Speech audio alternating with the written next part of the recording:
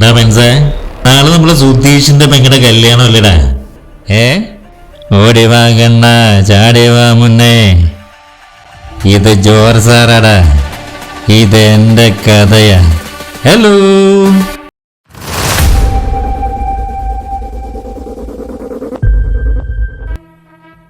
എൻ്റെ പേര് കുഴമൻ രാജീവൻ. കുറച്ചു കാലം മുന്നേ അലറച്ചിട്ടുള്ള കളവെല്ലാം ഉണ്ടായിരുന്നു. കഴിഞ്ഞ 2 കൊല്ലമായിട്ട് ഒരു പരിപാടിക്കും പോവില്ല. പണി എടുത്തിട്ടാണ് ജീവിക്കൽ.